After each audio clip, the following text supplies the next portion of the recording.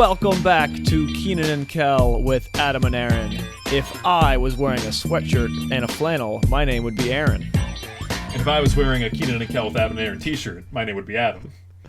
And this week we are reviewing not only Season 4, not only Season 3, not only Season 2, not only Season 1, not only our favorite episodes, not only the worst episodes, we are reviewing all of our reviews of Kenan and Kel. This is the series review of the 90s Nickelodeon sitcom Kenan and Kel. It's all come to this. I feel like we're on Who Wants to Be a Millionaire.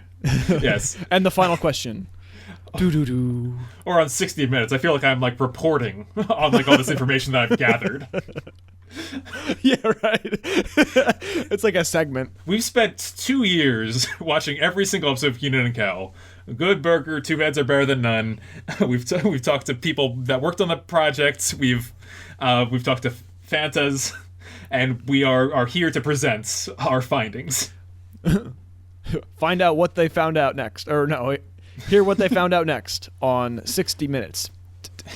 To start us off, we've been reflecting and discussing what to do now that we've reached the end of our show, Kenan and Kel. But the end of our show, Kenan and Kel with Adam and Aaron, is far from over. Adam, maybe it should be over. Maybe this should be it. But too bad. Well, I hope that we'll trick the pandemic into truly ending with our little change up here. So that's right. We had a packed month of March with about 5 episodes that went out. So we're taking the month of April off.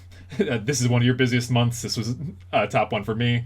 But we're going to be spending that time working on some behind-the-scenes interviews, getting some future episodes lined up.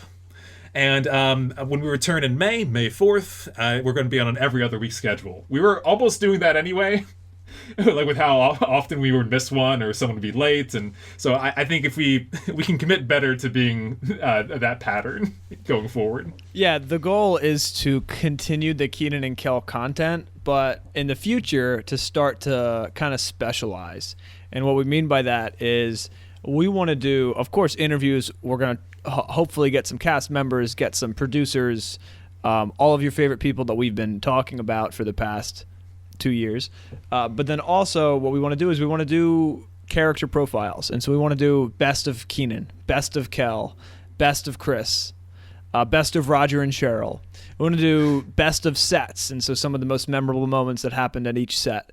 Those are just some of the ideas, right? And then we are working with, our own ideas for a Kenan and Kel episode that we wished we saw. Not to mention Kenan and Kel appearing in other media across the 90s. They were in episode Sister Sister. They had several episodes on the Steve Harvey Show. I think it's worth throwing out there to any Fantas that are interested.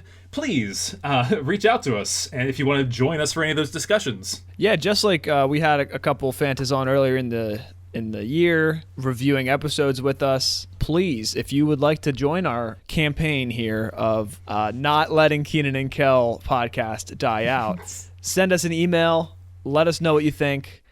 And of course, we're always open to feedback. We're always open to suggestions. Just send us an email, KenanKelPodcast@gmail.com. Or hit us up on Twitter @KenanKelPodcast. So enough lollygagging here. Lollygagging. Let's talk about the seasons as a whole. I have a very massive, angry spreadsheet that I've filled with information over since we started doing the show. All of our rankings for all the episodes have been compiled and distilled down into our ratings for those seasons. And I think the results may surprise you. I am excited to be surprised. Now, Adam, I could have poured through the spreadsheet myself to do all this stuff, but I thought it would be good to have at least one person be surprised by what you have compiled here. So I have decided to not go ahead and do this ahead of time. Spoilers now, our scores are in lockstep with each other.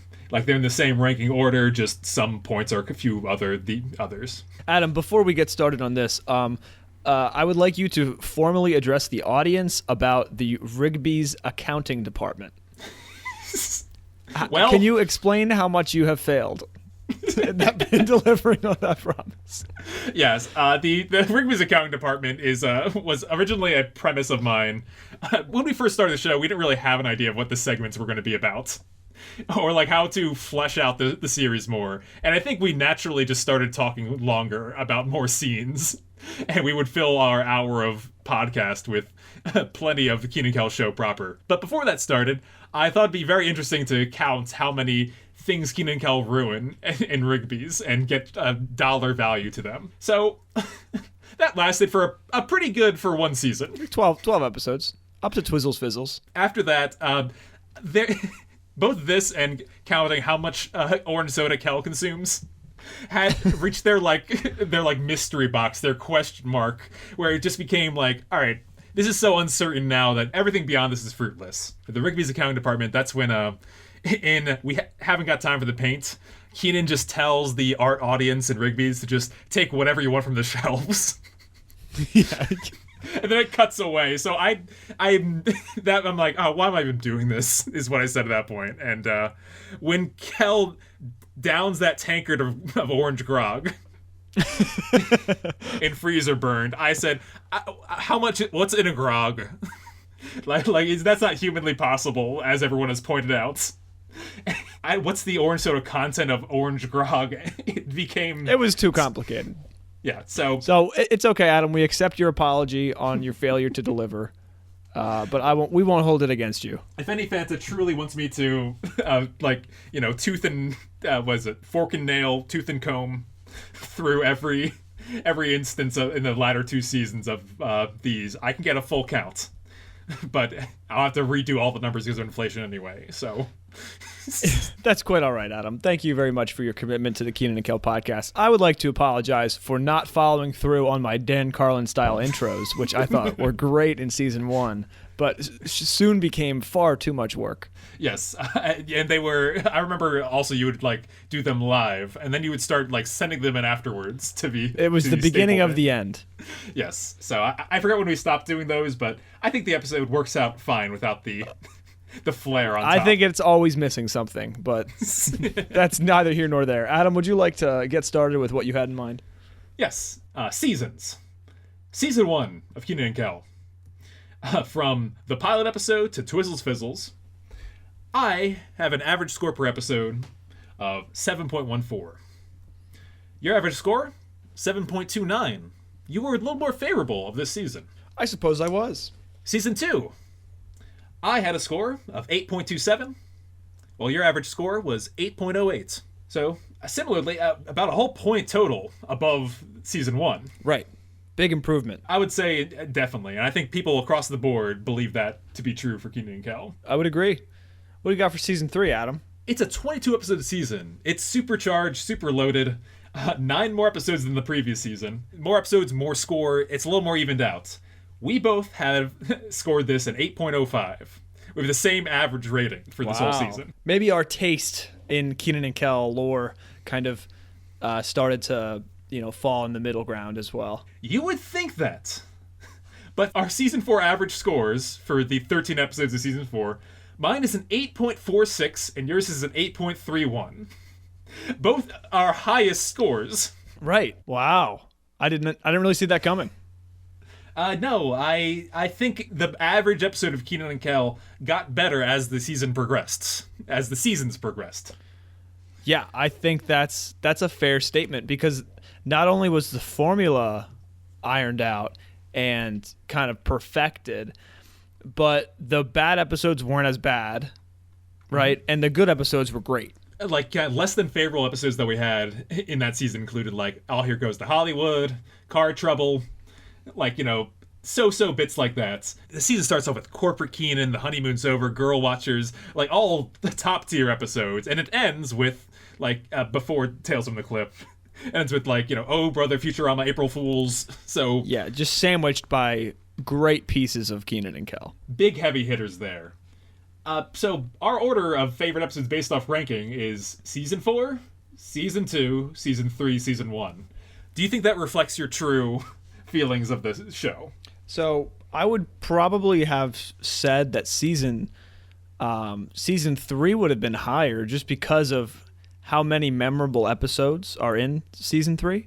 Mm-hmm. You have Fenced In, and you have really funny ones like He Got Job and Close Encounters. Who Loves Who, right? You Dirty Rat, one of my favorites. And you think like, oh, like season 3, it just they hit their stride. It was their prime. So I thought season 3 would have been higher. But going back when I saw season 2, when I was like really thinking about the episodes that were in season 2 also knocked it out of the park, right up there with season 4. So I think 4, 2, 3, 1 is pretty accurate. 2 and 3 for me are real neck and neck. I've been poring over this as I've been going through scores and stuff like that. Like they go back and forth because I think season 3 is both the climb up and the like trip down for like the best of Kenan and Kel. Yeah, I would agree. While season 2 as the whole has a lot of good quality stuff. So I don't know. It's hard to go by seasons. That's why we should go by episodes. That's right. Yeah, because even within every season, there's different directors, there's different writers, there's just different things happening in the surrounding cinematic universe, or whatever you'd call the sitcom universe, right? Yeah. And so like when episodes are released, when episodes are recorded, who's available to do the production, all that stuff's kind of factored in. So yeah, I think going by episodes is a better call. Let's get out our dirty laundry first. Sometimes in our season reviews, like it feels bad that we talk about the worst stuff, like after getting the best stuff out. So let's talk about our bottom 5 episodes. What's the opposite of the cream of the crop, Aaron? The bottom of the barrel, the sole of the shoe. Yeah, the devil's cut. The crust underneath the toenails. These gross episodes that we want to get out of our minds before cleansing ourselves with the best of the best. We need an exorcism of the worst Kenan and Kel. Because there's 62 episodes, I have these numbered 58 to 62. As do I. Oh, great. So why don't you start us off with your episode 58? All right, 58, the 5th worst, I think is the best, right? And so the 58th best in my based on my final analysis of Kenan and Kel is A Star Is Peeved.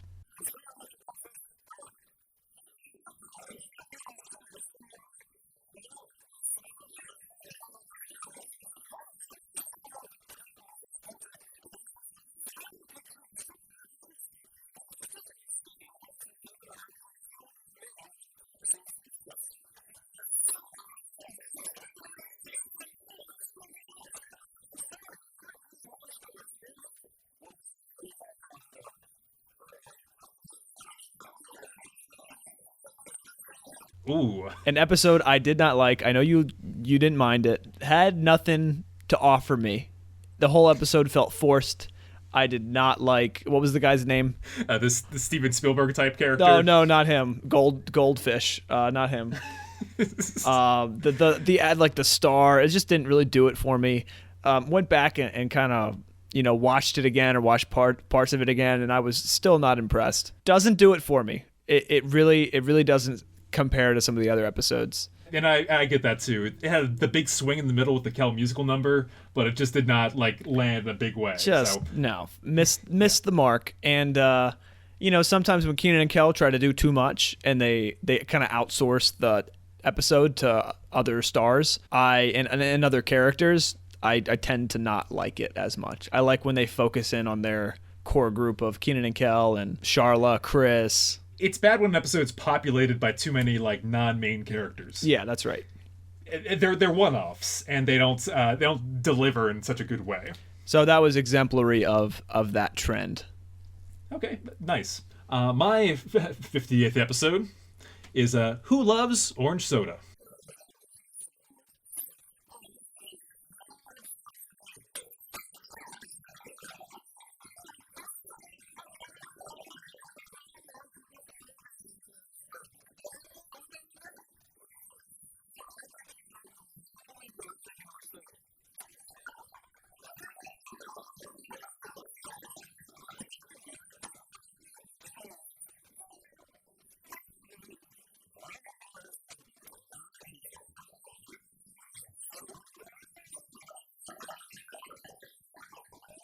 What? Okay. Well, that's most people's thoughts when they think of this episode, because it's a go-to, like I feel like based off like hits that we have on our episode listen counts. Like people say, "Oh, I remember Orange Soda. Let me listen to that episode." Oh, I remember Roger. Listen to Diamonds Are for Roger. I feel like Who Loves Orange Soda is a trap episode because it's about how much Kel is like forced to hate orange soda. Right. And you got the corny doctor scene in the middle. The hypnotist. The big reason why I give this episode like real serious points off is because of the kind of way it handles mental health. And it's probably one of the most dated episodes because of that. It's not dealt with in a healthy way. Kel is clearly suffering from like addiction. Yes. and withdrawal, and it's used as a joke. Kenan, I think I've like got him ranked real low here because of how nefarious he is, and how like he plays pranks and stuff like this. But this is probably his meanest prank ever, is messing with Kel, trying to become like a better person. Right. Yeah, I would agree with that. Thinking back, it does have just a sour taste in your mouth. The end of the episode is very awkward, of Kel being hypnotized to be a dog and run around Rigby's. Yeah, so I would agree with that. 58 doesn't really do it for me. My 59 is Tales from the Clip. Okay. 1 minute we were talking about the clip show, and then Kel got all mad. Well, maybe we shouldn't be doing a clip show. Come on, Cheryl. Kids love clip shows. Oh, hey, Roger. Cheryl. Hey, Kel. Hey, Kel. I didn't mean anything before when I said that, you... Hey, can you tell Kenan I'm not talking to him anymore? Kenan Kel's not talking to you. I heard him. Kel, if you're not speaking to Kenan, then what are you doing here? Well, I thought I'd come over and we all watch some clips of all the times Kenan got us into trouble. That could be entertaining. Oh, yes, it could. Because, see, Kenan's always the one scheming and plotting and stuff. Actually, Kel, that's not necessary, man. Too late. I'm already staring off into space dreamily. I put this one at the very bottom, but it's low. This is an episode where there's very little new material. It's mostly a clip show. It's the last episode of the series, which I'm like, come on, you should end on a higher note than this. The chemistry between Kenan and Kel is absent. It's about them getting into a fight with each other, and that fight is not entertaining.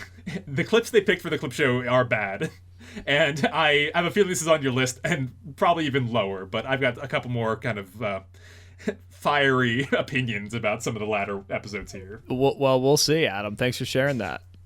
Yeah, Tales from the Clip is no good. Yeah, I would agree, but you'll see that in a minute. Number 59 for me is Da Bomb. We're going to start our own club. I even got the perfect name for it. We're going to call this club Da Bomb. Well, I don't want to be here when Da Bomb goes off. See, you in this with me, bro. No, man. We're going to put the bomb sign on that. I wanted to include this on the list because, originally when I looked at all my lowest scores, In the Line of Kenan was there. And I was like, and Adam, after talking to Mary Elizabeth about the production of season 1, I had a greater appreciation of In the Line of Kenan than my, my 2020 critical self. So, I removed that, but then I was thinking like, well, what's a bad episode? And Da Bomb is a bad episode. It's a bad buildup. It's a bad plot. It's a bad resolution. Kyra's whole like kind of diva phase didn't do it for me. And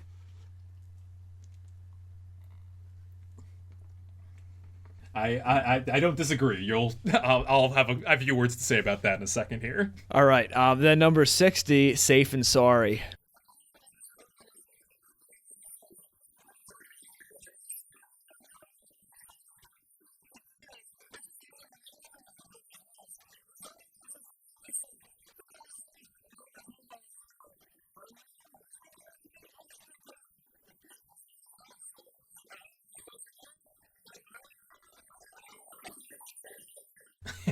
the mob thriller.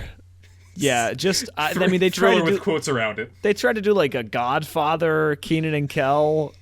It was so bad, almost unwatchable, to the point of like, why are Kenan and Kel talking to like suspected murderers? The basement thing like was okay, but listen, I think we should disclaim there's no bad episodes of Kenan and Kel, but there are episodes that are not great.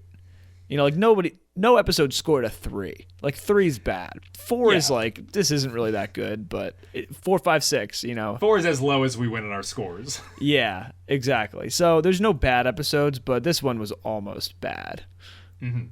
So, yeah. I think it was mostly because the show was early on. It was in infancy, and it had a new writer to this episode, and no one really knew what the show was yet. So having a plot that was very disjointed like this one, I think, is shows. Anyways, that's my number 60. How about you? My number 60, another season 1 darling, mental telepathy. How'd you know I had a crush on Naomi? I read your diary. Oh, guess that explains it. Who said you could read my diary, man? I couldn't help myself. Your life's so interesting. See, I knew there had to be a logical explanation to all this. Because a boy can't have extra mental abilities without having regular mental abilities. You understand what I'm saying? Aw, thanks, man. You're so sweet, man. Mama, you know. Following the coattails of Who Loves Orange Soda and how I didn't like how that handled mental health, this one I didn't like how it handled just the overall structure of this story is very weak. Because it involves you repeating the information over and over and over again. Like, you see Cal do all these, like, psychic activities early in the episode, and then we spend the entire middle of the episode of him explaining the reason behind every one of them. Then it's Kenan giving him all this information about the family, that's him revealing all that information to the family. Then they end on, like, a quiz show that I don't think would work. like I don't think, like, it would actually test psychic abilities. And they also just had no budget yet. And they had kind of a big idea. The idea was kind of too big for the budget, and I think it handled... this is a get-rich-quick scheme from Kenan, and it's one of his least, like, thought-out ones. Plus... Yeah, and he was pretty mean about it, wasn't he? Oh, yeah, he was so mean to Kel.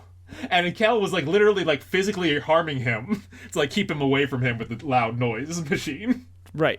Like, just really bad back and forth between them. Yeah, they still didn't really know who they were, Kenan and Kel, and... It was too much, too fast. An exemplary poor season 1 episode. I would agree with that. Yeah, kind of not knowing who they are yet. And my number 2, or bottom 2, 61, is going to be one that you just mentioned, Da Bomb. Let's hear it, Adam. This episode stinks. This episode stinks real bad. The only reason that it didn't get to the lowest spot is because we found an episode that stunk even more. I have a feeling it's going to appear on your list as well. But Da Bomb is terrible mainly because it doesn't have a good A plot or B plot, and it's very boring. Kenan and Kel throw a party at Rigby's because they can't get into, like, they're not old enough to go to a club. Right. And meanwhile, there's a girl, Leanne, who is crushing on Kel, and she's got sparks flying with Kyra, and like bad sparks, antagonistic sparks. So, like, Kyra locks her in the bathroom. Cal does his, like, orange soda rap in the middle, which is the highlights of the episode, but beyond that, it's them working out, like, what can the show be, and figuring it out, and that's great and all, but I don't think it nailed what a good episode of Kenan Kel is like. It's one that I was sad to return to for the show, and I don't think I will ever return to it again. Agreed. Couldn't have said it better myself. Although I might like to watch it just to make fun of it. Perhaps one day. And, like, show support for the firemen who saved the day. Yeah, for the firemen. For the firemen. Adam, my 61st episode is Tales from the Clip. Just, especially like every sitcom should have a good clip show. Yeah, I get why they have them. They're budgetary. Right. But let's have them reminiscing. Right? Mm-hmm. So simple. They're like, we shouldn't do the reminiscing thing. That was a mistake. You should have them reminisce. Think about the great times they had together. Think about the ridiculous things they did. Think about the people that they got in trouble. Right? Whatever it is.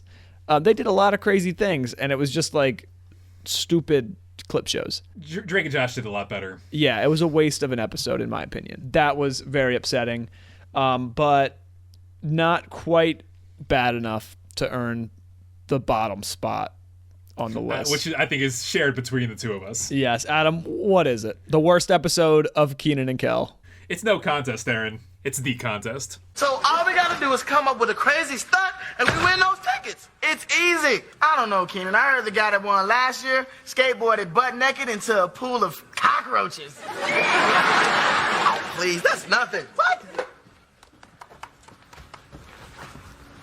Hello? Funk 107?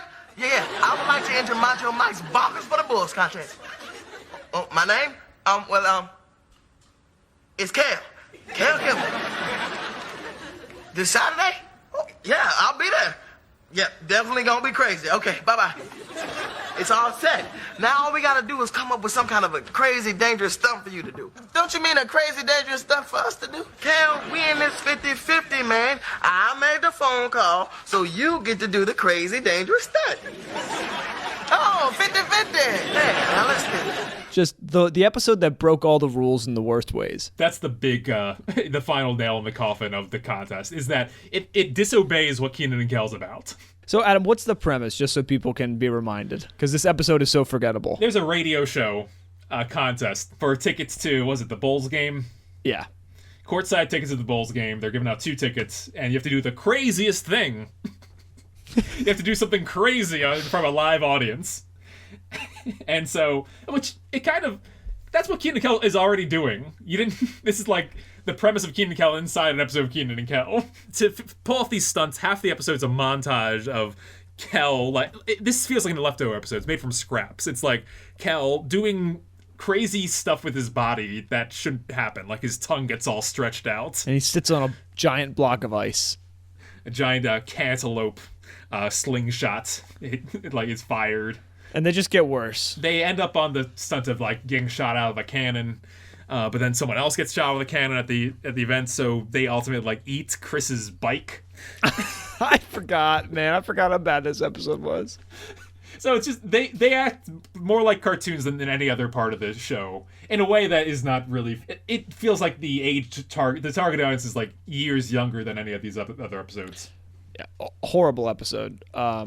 Like I said, no bad episodes. If there was one bad episode, it would be that. I mean, there's some moments that are okay, but not really. That's the worst of the worst, and I'm glad we're aligned with that one. I'm curious. I'm very curious what our top 10 is going to look like compared to each other, because I remember in season 4 we had a lot of the same cast of characters. I think, similar to what you're saying about no bad episode, I think the top 20 episodes of Kenan and Kel could be argued as the best one. Yeah, I agree. There's kind of this spectrum of scores, and in that top 20, in the top third, they're all great episodes. All 8.5 to 10. I gave out 10 10s throughout the course of the show. So this list must have been pretty difficult. It was. I had to make all kinds of criteria and stuff like that. But first, I would like to take a little detour into a segment that I've compiled called Meet the Rockmores. All right, let's go. Meet the Rockmores is a tab that I've been keeping of all the kind of crazy activities that the Rockmore family and the Kimball family and the Potter family have gotten into. So get this. Are you ready? I'm ready. I'm going to drop some facts on you that you may have forgotten. Okay. Kenan has a presidential medal. Yes, because he saved the president. Kenan is scared of spiders. Okay. He can play basketball. All right. Most people can. He may be a southpaw. Okay. Do you know what his favorite comic book character is? Skunkator. Yep. No, his favorite color is? Blue. Plaid. Oh. As for Kel, how many kidneys do you think Kel has? 3. He's got 1 kidney. Oh. Kenan sold his other one. All right. He has a cousin in the circus, as we've discussed. Many times. He may be allergic to clam chowder. All right. He has a couple foods that injure him in different ways. Peanut butter aggravates his bladder. Okay. And physical confrontation makes him nauseous. Naturally. He once broke his buttocks. Mm-hmm. And he's afraid of airplanes, pancakes, butterflies, and braziers. Makes sense. Roger. Can't wait for this. Salt makes him puffy. Of course. Join the club. Was called Snugglebutt at a younger age. Mm-hmm. He shaves his back. I don't know how. He raised a cockatoo named Twizzles for 10 years. And then it died. Do you remember what his life dream was? His life dream? Mm-hmm. No. Becoming a mountain ranger. Oh, well, obviously. 10 years ago, he had a full head of hair that Kel has slowly partook in removing from his head. Yes, Kel single-handedly made Roger go bald. Very bald. Mm-hmm. Very bald. And he has once gone on a fishing vacation with Cheryl. I wonder how many fish they caught. Me too. Do you remember the first movie that the two of them watched when they were younger? Casablanca? Casablanca, yeah. First started dating. I believe it's in college because there was a rumor that she started streaking in college. Oh, right. And she may or may not work depending on how you interpret "Get the Kel out of here." Yeah, we're not really sure. Yeah, it's funny because you never see what Roger's job is after season 2 when he becomes a mountain ranger. Yeah, they were like, hey, too much job talk here. Kyra, it starts off season 1 at 9 years old. She likes older boys. She turns 10 in season 2. As we pointed out, she remains like 12 despite the actress becoming like 15 or so. Yeah. She has braces, practices karate. Some other Rockmores of note. There are 3 grandmothers across the series. Ah. There's one on the phone that tells Kenan that he left his teddy bear there. There's the one that shows up to Turkey Day. And then there's finally the one that shows up to graduation. 3 separate grandmothers. It's not unheard of. No. He has an Aunt Bertha, who gets into all kinds of trouble behind the scenes. She does. She has trouble with the law. Aunt Gertie is the one with the mustache. They had fist fights while bowling. Yes. He has an Uncle Louie. Mm-hmm. He's mean. Yes. They also have Kenan also has great aunts that appear to be played by Kenan and Kel. Oh, that's awesome. He also has another mannish aunt called Aunt Lativia. That's a fantastic name. Finally, the Potters. Chris has a fear. Do you recall what it is from mental telepathy? Something supernatural? Yes, giant bunnies. Oh, that's supernatural. Like Donnie Darko. Right, or Harvey. Harvey, yeah. He has a radio in his car. In season 1, he has a radio car in season 2. In season 4, he doesn't know how to drive. He never got his license. I hate that. That's very bad. He's worked at a grocery store since high school when he was 18, or 18 years ago. And he loves the grocery store industry. Yes. Rigby's is located on 909 Illinois Drive. He loves groceries so much, Aaron, that he attended grocery college and graduated. Mm-hmm. Mm-hmm. Do you want to guess what his bedtime is?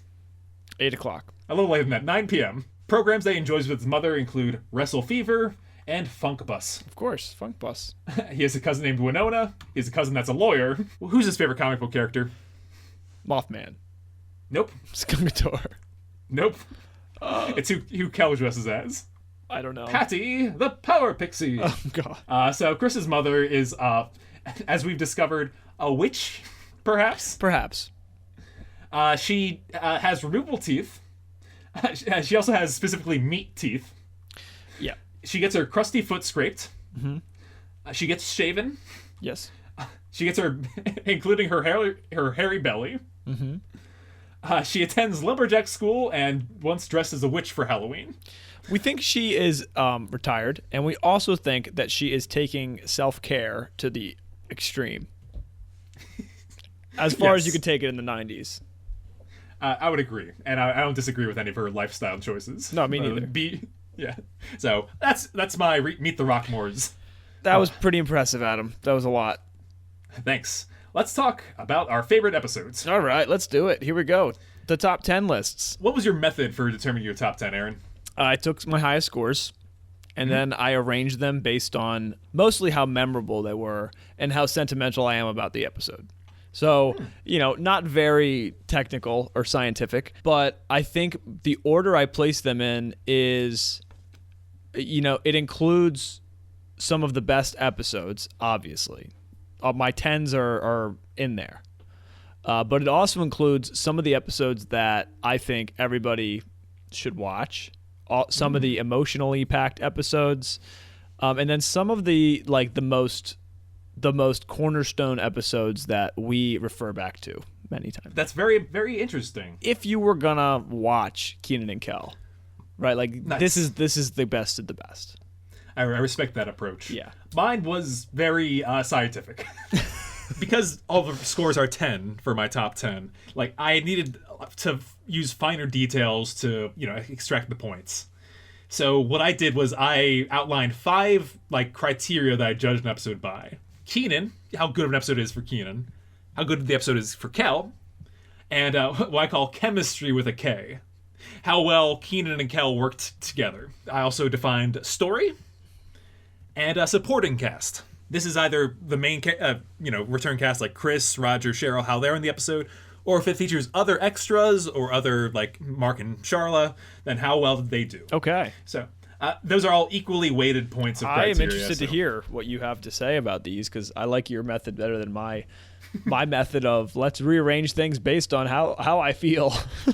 Well, why don't you start us off with your number 10?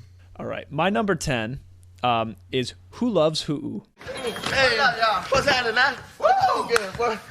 What's that, man? Oh, no, I just got it. Hey, what do you say you open it? Oh, okay.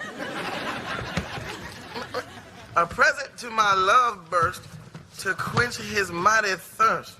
Signed, your secret admirer.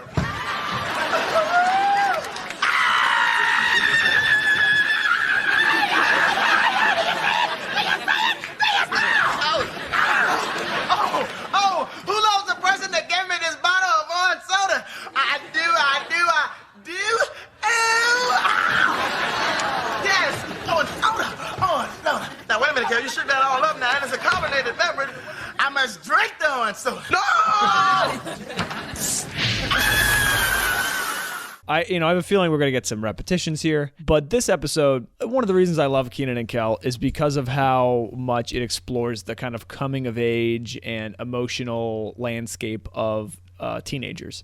And, this episode was like, basically it was when Kenan and Charla came together. And it was this kind of, unfortunately it didn't last, right? This thing didn't last, but it was, how do you ask somebody out who you've known for a long time? Something like that.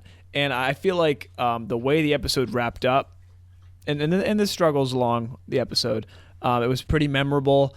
And I think it deserved a spot just because of how many people were featured in this episode. It's a functional season 3 finale because you see like really good stuff with Mark and Charla, and written by Nick Cannon, Mason Gordon, and Kenan Thompson.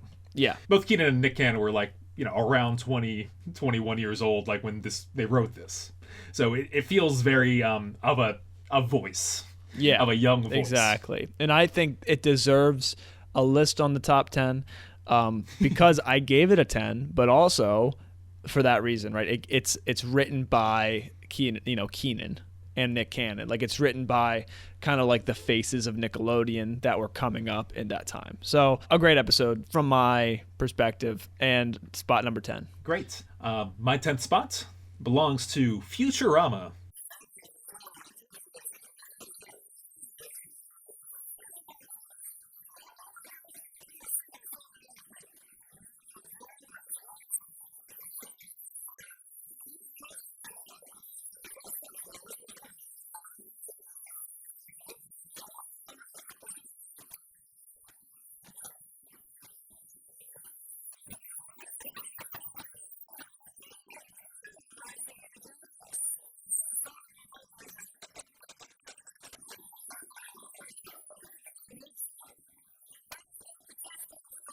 I like this position right here at like kind of the bottom of the top 10 because of how strong of an episode this was in season 4. It's something that they were only able to try at their peak of like budget.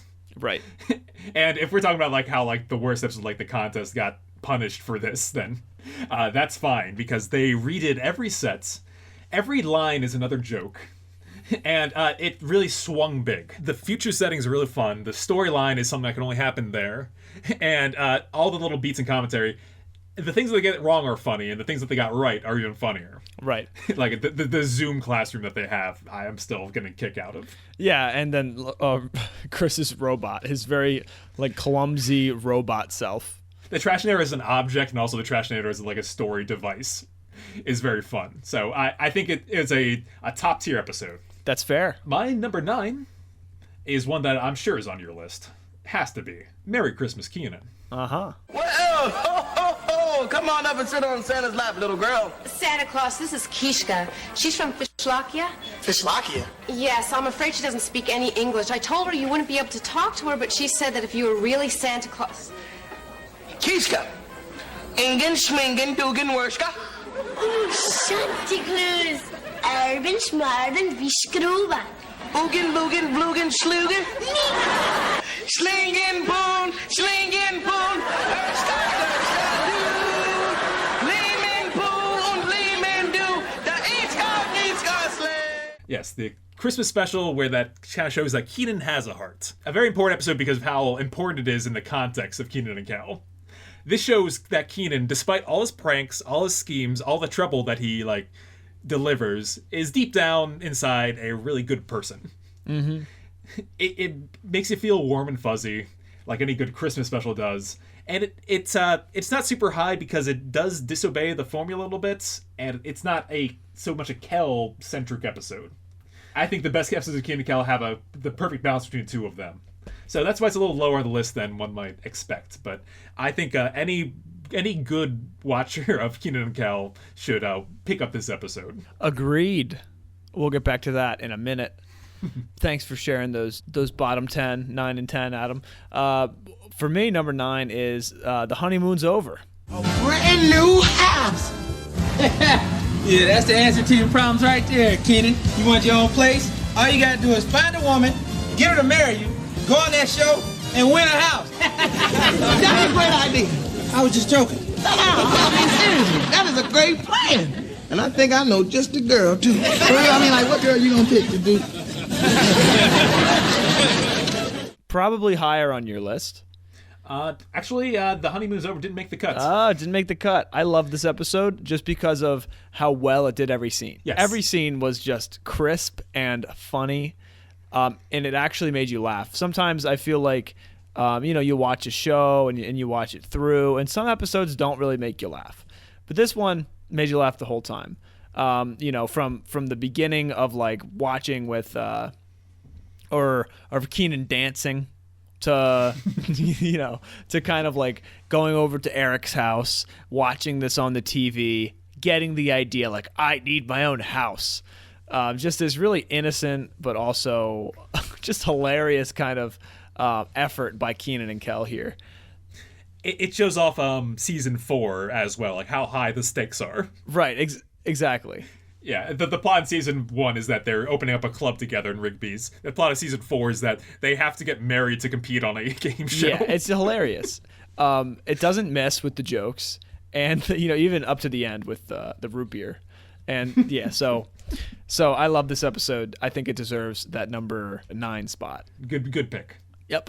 Next up, I have number 8, and remember, I'm going on memorability and also kind of heart. And when I was doing it, I'm like, all right, I have my number 10s and whatever. But I have number 8 pick as 3 Girls, a Guy, and a Cineplex. Probably on yours. Yeah, I'm surprised it's this low. Yeah, it's a great episode. But when I watch back, it's it is funny, but there's a lot of bouncing around, and for me watching this episode, there's too much like too much juggling for it to be any higher. It's a true aspect of Kenan and Kel, the anxiety. The anxiety, yeah. But in this one, it was just like, it was funny, but then it got to a point where it was like overwhelming. But I mean, it's hysterical. So I'm excited to hear what you have to say. But 3 Girls, a Guy, and a Cineplex. That's on my list for sure. My number 8. Mo Sweater Blues. All right, I was hoping we'd see this episode because this is a great one.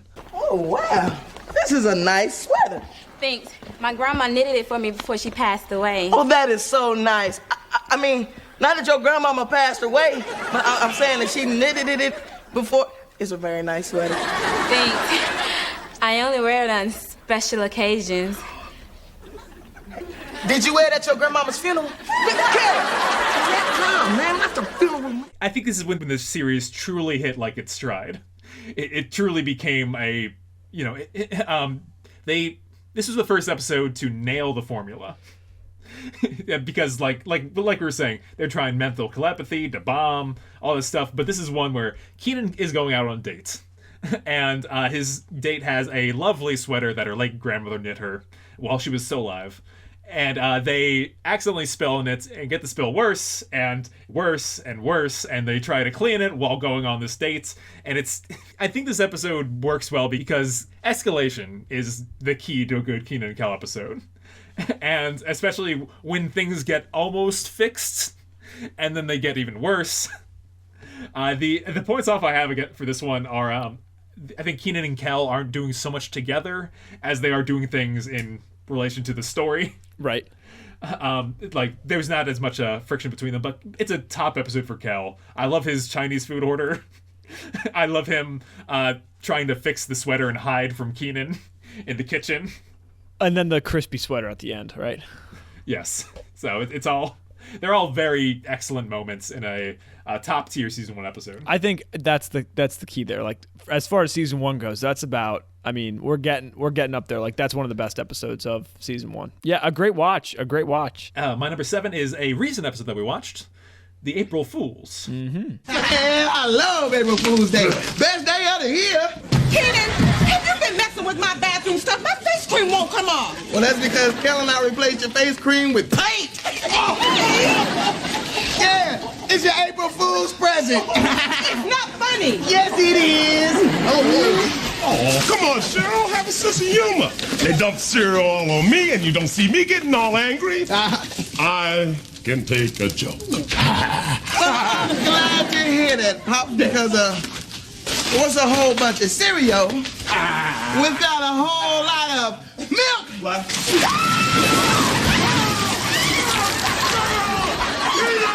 In the same way that Who Loves Who capped off season 3, April Fools does a really good job of capping off season 4. It's all the characters that you love and kind of nonstop jokes and pranks.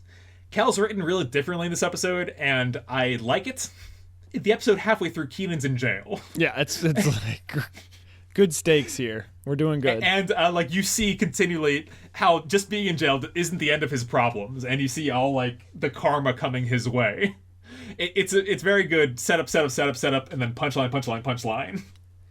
And I think I love Chris in this episode. I gave a 5 to the supporting cast. Like, because Chris was phenomenal. Roger and Cheryl were like really good. It's a really good note for them to go out on. That is a fantastic episode. Yeah, I love Chris. Just, I don't have time for you poor people. I gotta spend. So gullible. Yeah, he gets a great episode of Kenan and Kel. What's your number 7, Aaron? My number 7, Adam, is an episode, the most referenced episode of Kenan and Kel. The episode that we could not get away from, even if we tried. Now, come over this way. Over a little bit? Okay. Hey, what this thing do? What does what do, man? Please don't stop running. Oh, hey, why are we moving, man? Make us stop. Stop moving. Make us stop. I ain't mean it. We're stuck. You sure? Of course I'm sure. We're not moving. And not moving equals stuck. Maybe if I rock it. Oh, man, stop. Stop. Help me. Why must you be so rambunctious?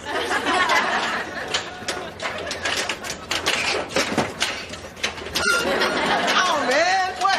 Everybody's gonna think I'm in love with some guy named Brian. In many ways, doing things the Hemingway set up Kenan and Kel's really life goals, right? So it set the stage for having Kenan and Kel think about their future. And so it was always kind of in the background, right? Because these kids were growing up. They were going through high school, they were getting jobs, and they were doing things and chasing girls, and all of it kind of was wrapped up in, I would say, one of the heart episodes of Kenan and Kel. Just this goofy, ridiculous thing to do. And then it ends up with the sign, I love Brian, and I'm Brian at the very end. This, and just Kel with the big backpack. Like, this episode was phenomenal. It was one of our favorites from season 1. And I just couldn't get enough of it. So, and clearly we couldn't get enough of it. So I had to include it on my list. But not only just on the list, I did think it deserves that number 7 spot. I'm not going to fault you for putting this up there, because this episode is so memorable to our program. Exactly. I don't know why we kept talking about it, but it was so good and relevant. Yeah, everything comes back to it, but I like it how you put it. It's about life goals. It's about them thinking about how they want to handle their youth. And we see them like kind of tackle that stuff and deal with that and address it. It's kind of, in a way, a very mature episode. Yeah, and I think so. It's also an accomplishable episode. Mark my words, Fantas. I'm looking at. There's an event that where you climb all the stairs of the Willis Tower, formerly known as the Sears Tower. And if it wasn't on Bacon Fest every year, one of these years I would go and climb those. I would dress like Kel, have like a Kenan Kel with Aaron like sticker on my backpack or something. I want to do it one of these days. I really do. You're gonna have to skip Bacon Fest or find another one. I don't know. That's the hard part. Yeah, so I just had to include that episode. It's a great pick. All right, Adam, number 6. Listen, I know we were talking about how great season 4 is, but this beginning part of season 1, when we're talking about memorable, you can't beat it. Oh, I get it. You can't. And you know what I'm gonna say. Number 2 is the pilot episode. Yeah, right? it's you know, you just love that when Chris destroys all the comic books of Kenan's. Yeah, we're gonna skip that pilot episode. Let's go. Number 6 for me is the tainting of the screw. I did it! I did it! Kenan! I'm sorry, man! I did it! It was an accident! I didn't mean it! I dropped the screw in the tuna! I dropped the screw in the tuna! It was me! Oh, the humanity!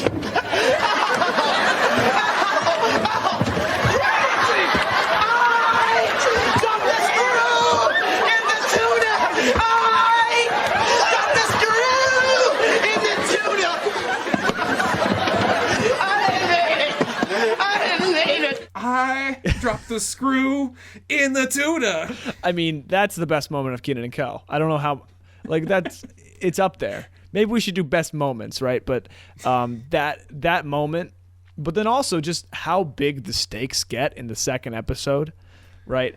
The world because the pilot, everybody knows pilot episodes aren't real, right? But this is the first episode of Kenan and Kel, and it's hilarious. Written by Dan Schneider, and it's just like, he's just like, look, here's the vision I have for the show. Like, let's make something like this. And I think that episode with the meeting with Luna Tuna and just how ridiculous that final scene gets. Yeah, and I've mentioned this every time we talk about the episode. The whole courtroom scene at the end is great. Like even before Kel's like final lines, like the, do you swear to tell the truth and nothing but the truth? And he like gives him a high five. Right. And then just like how everybody like doesn't really know what to say when it comes time for when Kel's doing his thing and Kenan starts to laugh. I just love it. And if somebody's gonna watch Kenan and Kel, you better watch that episode. Like that. I mean, of course it's number 2, so you're going to, but and I don't want you to think like, oh my gosh, episodes 2 and 3 are on Aaron's list. Like this must be. It set the stage for what the good episodes should look like, and I don't think that should be ignored. Memorability is an important factor. And the fact that everyone who I talked to about Kenan and Kel remembers dropping the screw in the tuna 100% really speaks to everyone that remembers Nickelodeon from this era remembers I dropped the screw in the tuna. Right. And I mean, it's one of those things where that's what we wanted from Kel from that point on. Yeah. It kind of set the expectations of like, listen, you should lose it every now and then because it's really funny, but make sure you stay on plot. And it's like it's okay, and it's okay to really kind of set the bar. Yeah, exactly. So I think those are my 2 episode some of the season 1 episodes that are just had to make the list. So my number 6, Who Loves Who Ooh. All right. I put this one higher because I gave it so many extra points for the supporting cast. The supporting cast like knocked it out of the park in this one. 100%. Yeah. Mark and Charlotte are greats. Chris this is his funk bus one. Everyone's dancing and having a good time. Nick Cannon's dancing in the intro. Remember when he gives like the song card? I knocked off a couple points because there's not a lot of Kenan and Kel. It's Kenan doing stuff and there's Kel doing stuff in the background, but both are really good plot lines. The Tamia stuff is real neat. I think it's a very well incorporated guest star. And the story, the only pitfall in the story is who's Kel's finals date is. I'm not sure how kosher that is nowadays. This is a hard episode to find because of the Tamia music that's used. But if you can, I highly recommend tracking down Who Loves Who Ooh and enjoying it. Yeah, it's a great episode. It was on our lists, and rightfully so. It's worth the watch. Let me intro this next episode. Listen, Alphonse. 3 girls, a guy, and a Cineplex is my number 5. Absolutely. Go for it. The mechanics of this episode are intense, and you've seen this plot before. That's the brilliance of it, of Amy Berg's episode. You've seen the guy that goes on 2 dates at the same time. But what if it's a 3rd date? Yeah. And like at every one of these encounters, he picks up another item and he goes to like one of them and has to explain that item. And he goes back, and it's a cringy in a very fun way. And you have to address that when you're talking about Kenan and Kel, how there's episodes that will make you like squeeze your whole bodily and not enjoy things. And I think Once Upon a Time, this might be like a favorite episode, like number 1 of mine. It's good, and it's up there. I think Kel doesn't have as much to do as Kenan, which is why it's a few points away from that golden episode. But honestly, you can't really top. It's a really good setting. It's a real good episode. Nice pick. I know mine's a little bit lower, but doesn't matter. It's still great. 5 and 4, Aaron. What do you got? Number 5. It's one that breaks formula, but again, like I went for what were the episodes that really changed the game for Kenan and Kel, and it's one that you mentioned already. Merry Christmas, Kenan. Mm-hmm. Game changing. Where's the heart? Where's the heart in the show? And the first couple, in season 1, it gets lost because of, we're trying to find out who these characters are, who's their identity, what are they going to be like, right? Are they going to break into jewelry stores? Are they going to... Are they robbers and parrot killers? Right, exactly. Like, are they're going to break into people's houses when they leave bad answering machines, right? But Kenan and Kel... Sometimes they break into houses and they leave things. Gifts. Exactly. Exactly. That's Merry Christmas, Kenan. It just shows that Kenan has a heart, and no matter how far the season goes, no matter how far the show goes, like, these are good people who are just trying to figure it out. It sets the stage for like what Kenan and Kel can be on an emotional level. I cried watching this episode. It has to be higher on the list, in my opinion. There's some really good little moments too. I love it when Kenan and Kel give each other their gifts. I love it when Chris offers to give Kel a ride home. Yep. In his car that he definitely has. Yes, that he can drive. Yeah, I like it when he's there at when he's pretend to be Santa, and just even the kids that aren't like the big emotional story, just hanging out with them and singing Fishlakia songs. Well-deserved top pick. Here we go, number 4. Ready? Mm-hmm. This might be higher on your list, might not have made your list. I don't know. Bye Bye Kenan Part 1.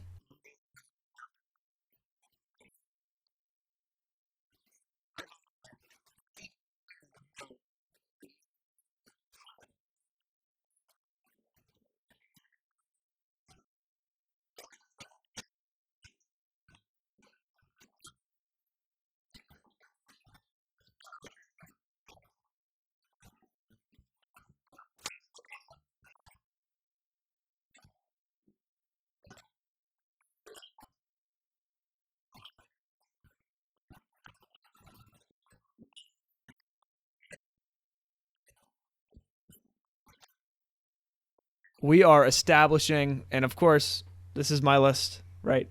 And I made it the way I made it. We are establishing here just what friendship looks like. It's a terribly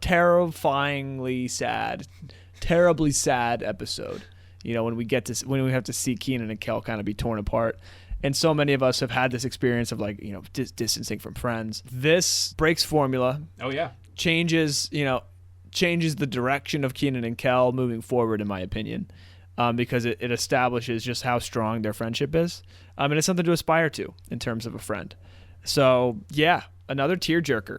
I wanted to include these emotional episodes because I think they have a place in TV, and even though they break the formula, Bye Bye Kenan Part 1 is up there for me. I think they're important. They're important episodes, and again, one of the other most memorable episodes. People remember that last scene. Because it breaks your heart. It's sad. Yeah, I mean, spoilers, it's not on my top 10 list. And it's not far away. I will never fault anyone for including this episode. All right. Well, thank you for not faulting me. Yeah. But that's, you kind of see like that where my list is going. We'll see the top 3 in just a minute. But, I included the cornerstone episodes of season 1. I included the emotional episodes. And I'll show you what I have up in the top 3. But Adam, take us away for number 4. My number 4 is The Raffle. Oh my gosh. Why'd you have to use Chris's raffle prize as some kind of a trampoline? Well, if Chris was raffling off a trampoline in the first place, we wouldn't be in this mess. You trying to blame this on Chris? I'm sorry, man. I'm just projecting my guilt onto an innocent party, in a futile attempt to alleviate my own feelings of responsibility. What? What part didn't you understand? Forget it, man. We gotta do something. And fast. The raffle is tomorrow. Okay, look. I got an idea. What you got? We can fix it. Let me see. Oh, look. I got a stapler. Here we go. Yeah, this is always a stealth pick for me, but I gave it a 10, and I there's so few things I can fault it for, because it's the perfect delivery of the formula at the time when the characters are great.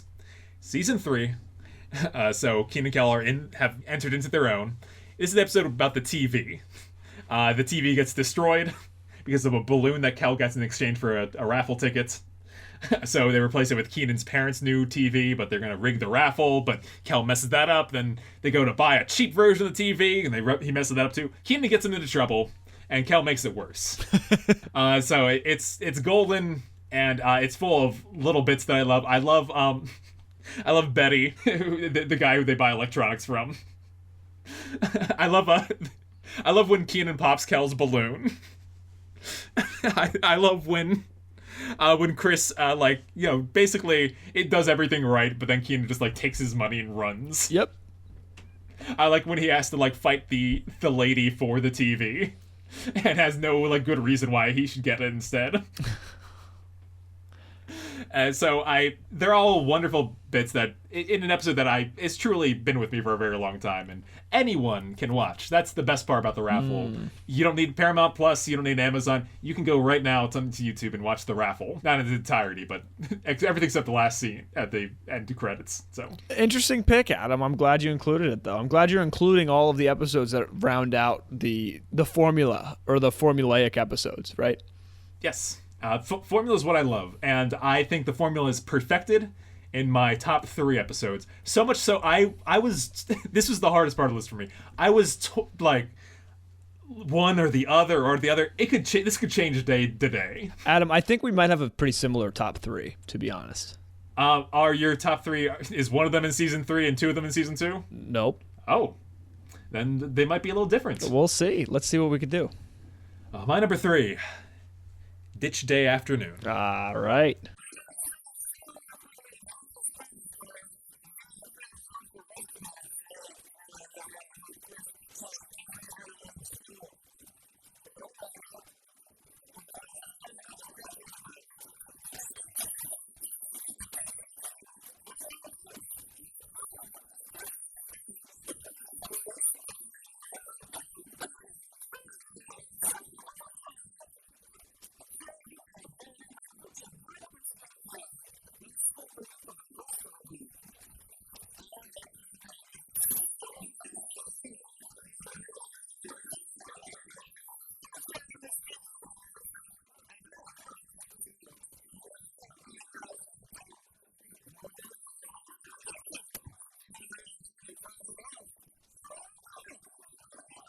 Kenan and Kel have an assignment.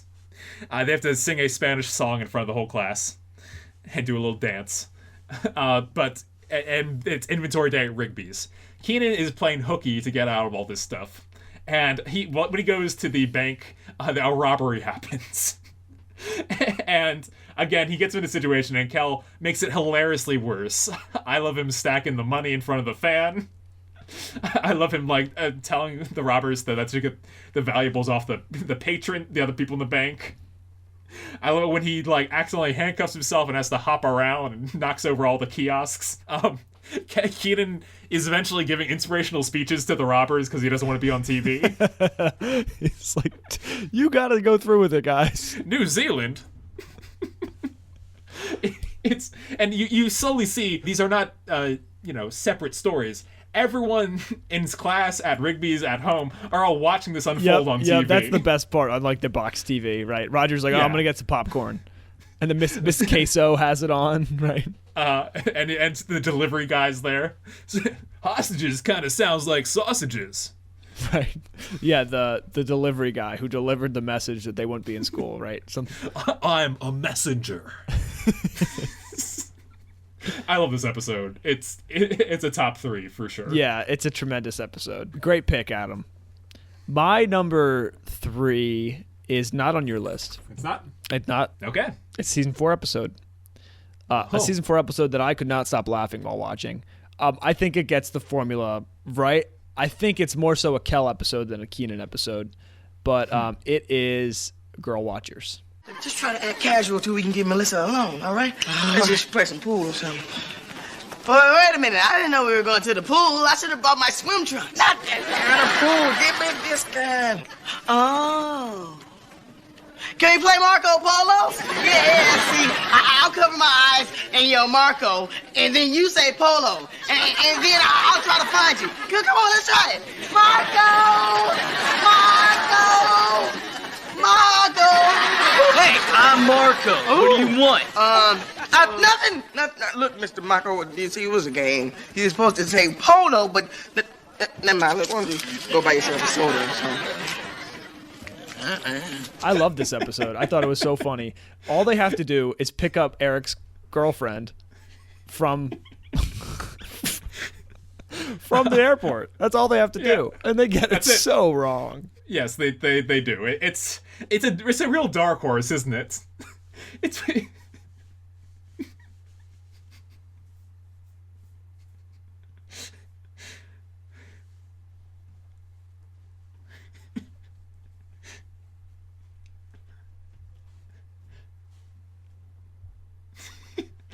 But you don't know it's a stranger. That's the best part. That's like best part of the episode. That's the twist at the end. Yeah, but at the pool hall where they're trying to capture her back. Kel ends up schooling everybody in pool. Chris is there dressed like a biker. But then the episode just keeps on going. They end up at the Rockmore house. I think earlier in the episode, is this the episode that Roger's hiding in the closet? Or that might be. No, that's the previous one. That's the previous Eric episode. The honeymoon's over. Honeymoon's over. Yeah, sorry. That was. You end up with her falling out of the window. I mean, it's absolute escalation. It's so funny, and I was just crying laughing when I was watching this episode. So I think this is it's a great episode of Kenan and Kel. Period. I'm surprised it made number 3. But I don't disagree. It's a great episode. Yep, I think so. And number 2 is A Ditch Day Afternoon, for all the same reasons that you just said. It gets the formula perfectly right. Yes, and it's season 2, so they're like going strong. It's not as unwavery as season 1 is. And I do love the school piece to that, right? They're just like watching the TV of this bank robbery. The whole thing is really well tied together. One of the most fluid plots throughout the whole show. It's a great episode. What's your number 2, Adam? My number 2, I feel like is your number 1. So let me know if that's the case, because my number 2 is Gobble Gobble Turkey Day. Wow. Who loves orange soda? Oh, here it goes. Kel loves orange soda. Is it true?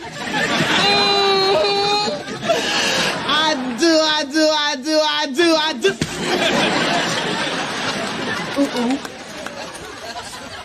Ooh, what?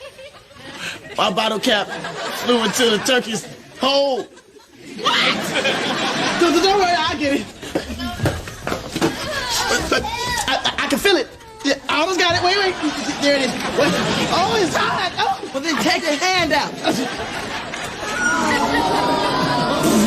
I can't. It's stuck. Man, this cannot be happening to me. Hurry up, it's hot. It's hot. Get it off the air. Not your number 1? Can't say it is. Wow. Turkey Day is a phenomenal piece of television media. The best Thanksgiving special there is. It's a hard holiday to get right, and they nail it. Because the family comes, and the family's weird. Because Aunt Gertie's there, and Grandma's narcoleptic, and Uncle Remus just really wants to eat that bird and doesn't stop talking about it. Where is the turkey? Kenan and Kel escalate in such a good way. Kel eats a whole turkey, the entire bird, and he's still hungry throughout a lot of the episode. It's crazy. It's a very cartoony thing. We've talked about how that's bad in the contest, but that just kicks things off. It goes on and on and on, and again, Dish Afternoon, every character is tied into this plot point of them getting. I think it's so brilliant that early in the episodes drop that Chris is going to Les Meats to have for Thanksgiving dinner. Then they have to go there once all their turkeys have been ruined. Right. Yeah. They put the put the turkey in the microwave, and they put the microwave in the oven. It explodes. It's really good. All that happens, and then they just like in Most Sweater Blues, they solve it. They get a turkey at the house. Everything's good, and then Kel, for the only time in the entire series, opens up a metal capped glass bottle of orange soda, and the lid flies into the turkey, and he goes to get it out and destroys the kitchen and the family room and the family, and it's just a big mess. Chaos reigns. So good of an episode. Yeah, I have, I was toying with Turkey Day. It was about to make my list, and then I was having trouble deciding. Maybe I should have replaced Girl Watchers, but it's neither here nor there. Girl Watchers is my number 3. I love that episode. And Turkey Day is a fantastic one as well. All right, Adam. I have a feeling that we have a similar pick here. For number 1? Indeed. The first episode of season 3, Fenced In. That is the best episode of Kenan and Kel. Hands down. That is my number 1 as well. My head is stuck. Huh? My head is stuck. Your head is stuck? Yes. My head is stuck. Stuck is my head. My stuck head is. Is head stuck? Which one of those words don't you understand? Well, I understand all those words. Well, then good. Then you understand I have a problem here, you oddity. I'm an oddity. You're the one with your head stuck in the fence. My head is stuck because of you. Look, just calm down. I'll calm down when my head is removed from this fence. Are you sure your head is stuck? Just help me get out of the fence. Okay, wait. Maybe I can bend the bar. Okay, bend the bar. That's good. Bend the bar. Bend the bar. Come on. Ow, my back. My vertebrae. Ow. Get off of me. Oh, no luck. Oh, man. Well.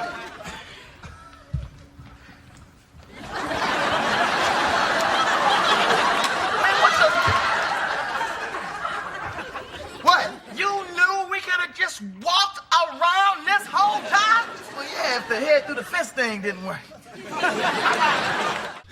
That is as good as it gets. It really is, isn't it?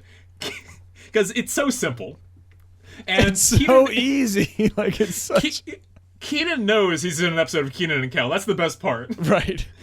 Is that he's so Kenan and Kel are going on a double date. They go to the movies, and the dates were stood up recently. Their dates didn't show up on time. So we're going to be there extra early.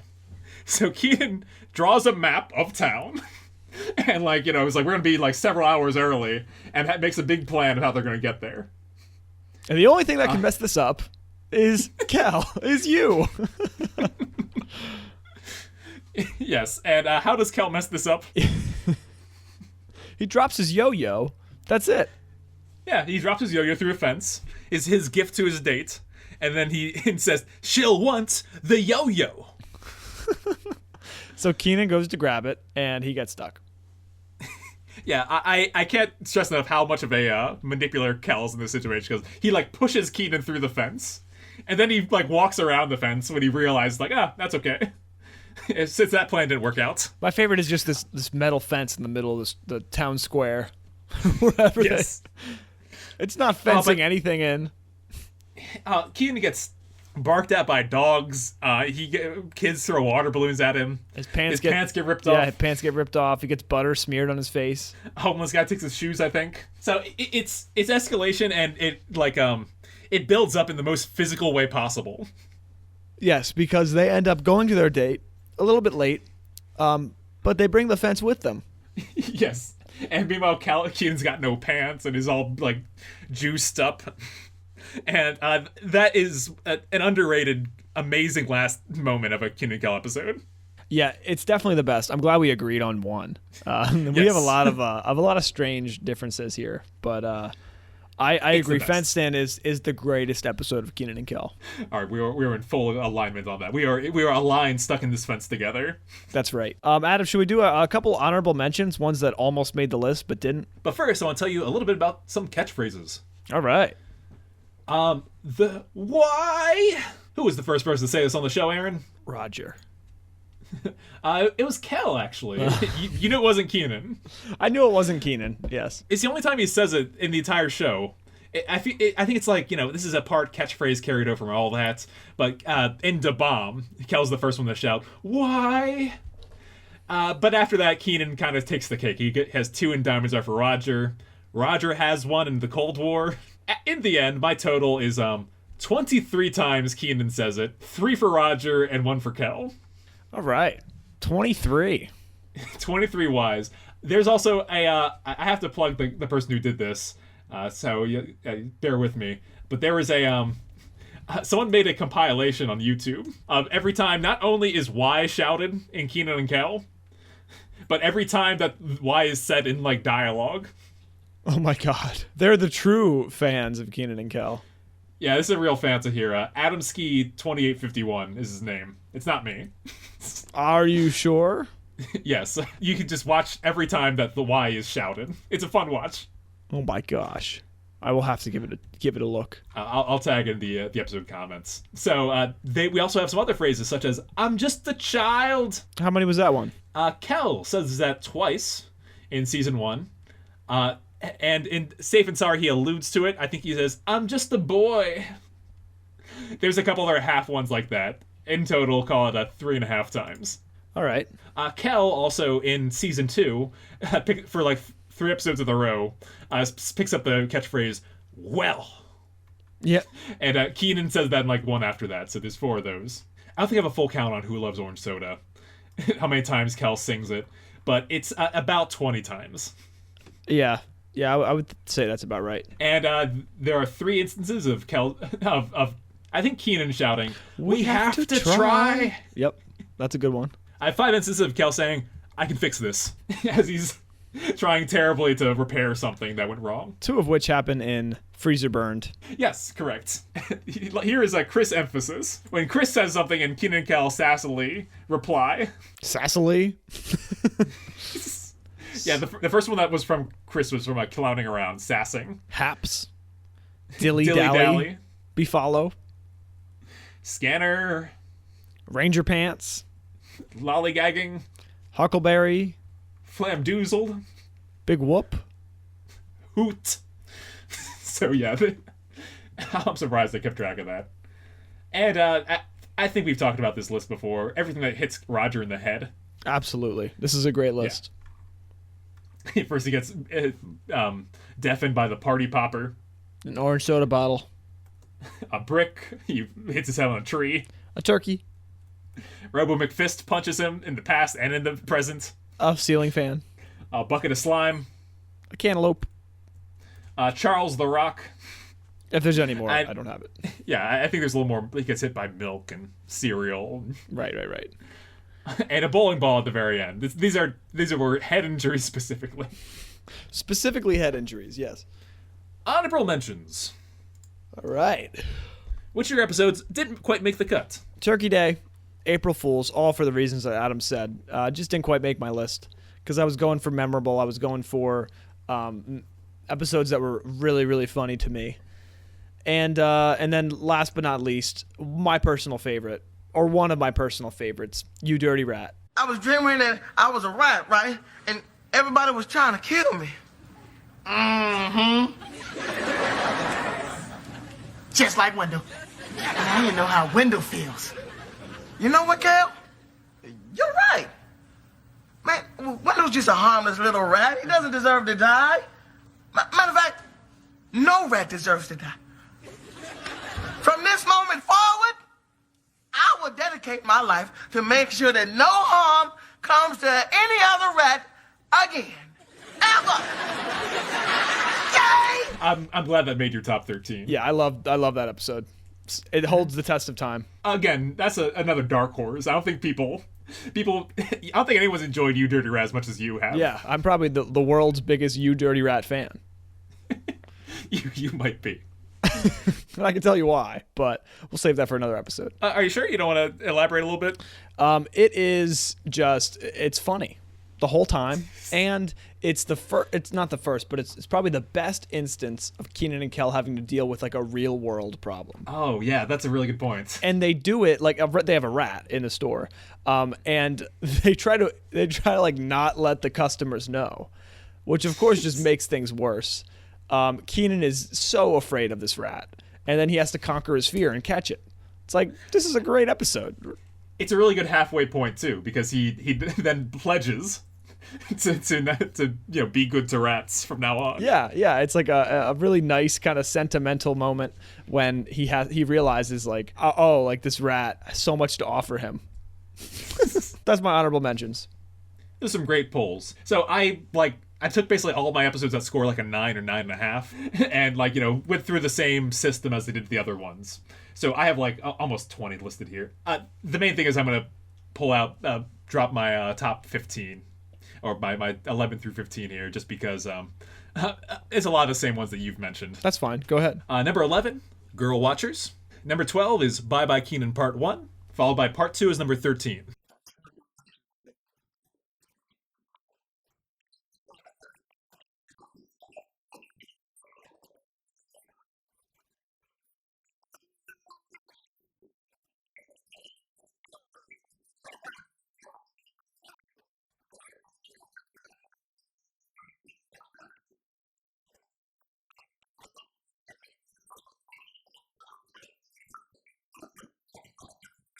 I think these two pair well together, and I am always a big proponent of saying Part 2 is really good as well. Like their adventures in Pumice, Montana are fun. I love the crappy house that keeps falling apart. I love Kenan's school session.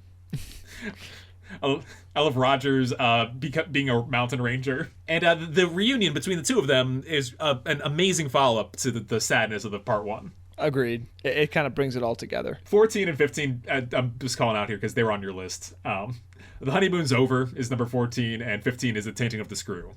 It'd be a crime not to put that one in the top 15. Yeah, I agree. Yeah, we basically had the same top 15 for the most part. I think so. We just put a lot of the top. Prioritize things differently. Like your Turkey Day. My Turkey Day was honorable mention number 11, or number 1, and then your Girl Watchers was honorable mention number 1. So yeah, we just kind of have a difference of priorities, but that's okay. You mentioned Kenan swearing fealty to rat kind. Yes. I would like to pull up a tab that I've been saving called Life Goals. Go ahead. In Doing Things the Hemingway, Kenan establishes what his life goals are. Kel also makes a very long list, of which we see several entries. I would like to review them to see if any of these were accomplished throughout the course of the series. Let's do it. We have nothing but time. Kenan life goal number 1. Save someone's life. I feel like he did that. He did. In the episode In the Line of Kenan, he saves the president's life. Yeah, there you go. Perfect. So, accomplished. Not only anybody, the president. From a falling tower of orange soda. Orange soda cans. Yeah. That he assembled. But nonetheless, it counts. Number 2, professes love to a girl. Absolutely, he did that. In which episode? Who Loves Who? I think that's the closest the strongest that we get. Right. Him kind of, displaying his affection for his vulnerability, right, which is synonymous with love. Yeah, you got close earlier with some of the him trying to hang the Brianna sign, but that was a girl that he had just met. Yeah. He was also infatuated with Amy, but didn't really do anything about that. And it does frustrate me that nothing really came of the Kenan Charla dynamic, but season 4 drops that in a bit of a way. They were like, which hey, is sad. This is too mature for this audience. That's probably what happened. Yeah, and it was, again, the episode, it came from an episode voiced by Kenan, and like Nick Cannon. Right. Like younger people. So that's what we're interested in, those kinds of stories. Number 4, climb something really adventurous like Mount Everest. Well, the Sears Tower, they did that. Yes, he did. Doing things the Hemingway. Check. And number 4, no harm comes to any rat ever again. It never happened after that. After you dirty rat. No rat has been harmed throughout the course of the series. That's right. Kel's life goals. Meet an Eskimo. I don't know about that. At the end of Doing Things the Hemingway, he does. Oh, okay. See what the inside of a tape looks like. Doing Things the Hemingway accomplishes this. Okay. Ride a bike naked. I don't know about that one. He eats a bike, and he rides a helicopter without his underwear in Doing Things the Hemingway. Okay. So I'm going to count it. All right. Fair enough. This is what I'm going to need your help on. Spank a walrus. No. He does spank a giant polar bear plushie. It doesn't count. And Who Loves Who? Different animals. Different animals. Okay. Does not count. Stuff 33 grapes in his mouth. He did that. Doing Things Hemingway. Yep. Read a woman's magazine. Does that in Doing Things Hemingway. Get rid of my rash. I don't know if he does that. Okay, at the end of our show now, I'm like, I think I've been keeping too close to track of everything. No. Something. No. In Bag and Sack and Kel, he has a dream that he's in a giant grocery bag. In that bag is ointment. So yes. Yes, I think he's gotten rid of his rash. All right, that's good. Finally, invent a new soup. He does that. Cold War. Yeah, that counts as soup. All right. So, yep, he has liquid accomplished that you consume. All he needs to do is spank a walrus and we'll be all good. Yep. Those life goals have been accomplished. All right. Are you ready for our final piece here? Let's do it. All right. We've got a piece of Phantom Mail that we'd like to share. Our message went out at the back end of the Two Heads Are Better Than None episode. So please, if you haven't heard, we want to know your thoughts on what your favorite episodes and moments from Kenan and Kel are. We'll happily include your thoughts via voicemail on Anchor or in an email, KenanKelPodcast@gmail.com, about what your favorite episodes are and favorite parts of the show. Someone that did that was a listener called Stephen R. So Stephen R. says, "Hi, I was listening to part 3 of Two Heads, and I wanted to give my shout out, which hopefully gets included in the next podcast episode. My name is Stephen R. I'm about 33 years old. I was an avid Nickelodeon watcher back in the day, and I got to go on tour of Nickelodeon Studios, taste the slime, and even get slimed. So cool. I vaguely remember the promos for the Two Heads episode, but I think I did watch it when it originally aired, since I do remember the very end when Roger saw the head on the ground. And I remember the part in the promo when Kel popped out of the trunk and said, 'Hey, Mr. Rockmore.' I watched Kenan and Kel in repeats, but I think one of my favorite episodes is the Bill Bellamy episode, especially when Mark goes, 'Hey, music videos.' And when Bill shouts, 'Stuff it.' The raffle is also pretty epic, too. I also love your Roger Rockmore impression. The old lady who always says, 'I see.' The way you guys try to break it down by how they possibly filmed each scene is pretty fun, too. I like the Hollywood episode. I wish there were more behind-the-scenes stories from the cast. You guys did an awesome podcast. Thanks for doing these. It really makes work more enjoyable. LOL." Oh, so thank you very much, Stephen. What a heartfelt message. We really appreciate that, Stephen. So if anybody else has something to share, you just send us an email or tweet us. But we couldn't have done this without the Fantas encouraging us in the darkest moments. So thank you, everybody. I can't believe how many awesome Kenan Kel fans we've encountered. It's true. Just through this program. I thought I was the biggest. I'm not gonna lie. I thought Adam, I don't know. Clearly, I don't know if we are.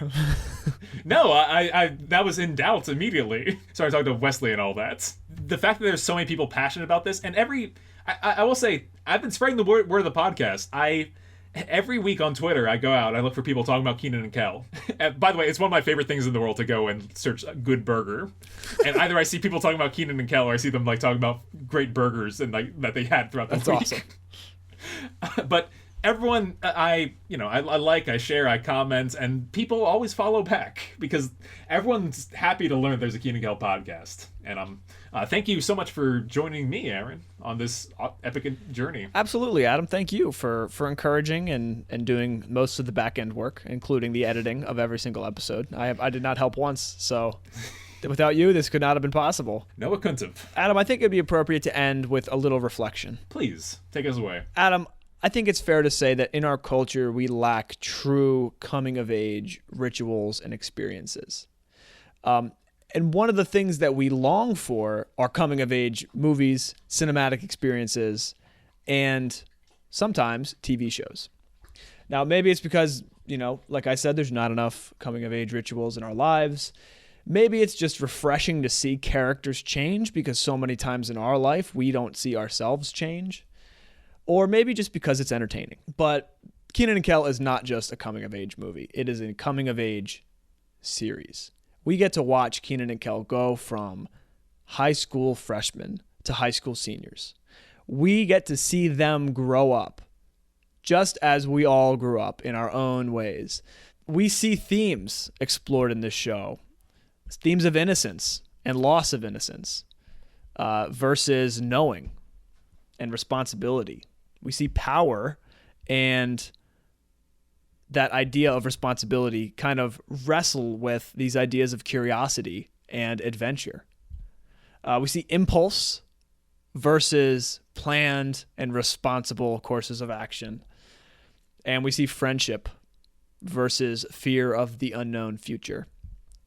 All things considered, whoever you are, when you watch Kenan Kel, you get to see a piece of your childhood lived out in these two characters. They're goofy, they're funny, they're outlandish, they're ridiculous, they're best friends who love each other. And one of the best things that this show has given me is a sense of just how important friends and brothers are in my life. So I hope that everybody who listens to this show has a sense of just how special your life is, because in watching Kenan Kel, we really get to watch ourselves grow up too. And that is all I have to say. Well put. Cannot follow that up. So please, we'll see you all again in May. If you missed us in the meantime, you can revisit any of our episodes. We've just listed a good dozen of several dozen episodes of our several best dozen and worst of the worst. Yeah, if you want to hear us get mad. So enjoy. I can't wait to see you Fantas in the future. Until next time, everybody. Here it goes.